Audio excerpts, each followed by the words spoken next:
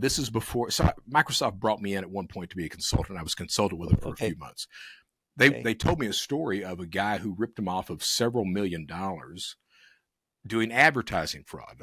Microsoft back then this is 5 or 6 years ago, had a huge issue with advertising fraud. So this guy rips them off in Germany of several $1 million in advertising fraud. They go over to prosecute the guy. Okay. Talk to the judge. The judge, no shit. The judge tells them, hey, you guys are Microsoft. You can afford it. Okay. Huh? So, yeah. So Microsoft, the guys from Microsoft, they were like, well, maybe we can just go on, knock on this guy's door.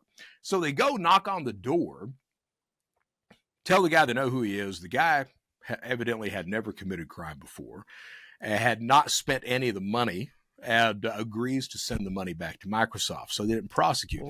Now, what a lot of these companies do is they will be able to identify you. They will never prosecute. Now, why wouldn't they prosecute? The reason a lot of companies won't prosecute is there's the CEO of Under Armour at one point.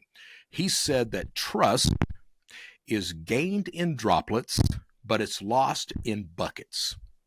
So if you're a company that's experienced a breach, that's been defrauded, and that comes out in the press, what does that tell all of the legitimate customers that you've got? This company's got some security problems. This company's got issues. This company lost all this money to fraudster, all this bad press is about them. So a lot of trust is lost quickly that took a long time to build among your clients.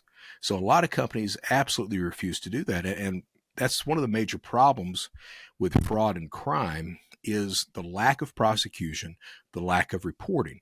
For example, the first real internet crime that I committed, I had faked a car accident to get the money to get married. This was 1994, 95-ish. So had faked an accident to get the money to get married, moved from Hazard, Kentucky to Lexington, Kentucky to go to UK, go Cats. And I'm the guy.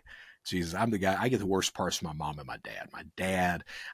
My dad was this cuck kind of guy, not much of a I mean, I love my dad, but telling the truth, he didn't have much of a backbone, not much drive or anything else. And he was scared to death my mom was going to leave him all the time. So if she wanted to commit a crime, he would co-sign off on it. If she wanted to abuse someone, and she's still alive.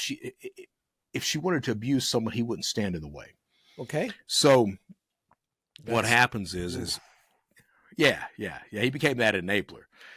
So I get the worst parts from both of them. My dad, I get that fear of being abandoned. I've historically been that guy that thinks that's scared of the people that I love leaving me. And add on to that I have never really been able to show love in a healthy way in a relationship. So it's been, instead of trying to be healthy with it, it's been like, my love is worth this expensive crap I'm about to give you. And I would try to buy love like that. I'm not talking about strippers and escorts. I mean, I did that too, but I'm talking about the people who were really valuable to me. Understood. So I get that part from my dad, and I get the criminal mindset from my mom, So, you mix those together and you've got this guy who ends up making the United States Secret Service most wanted list at the end of the day.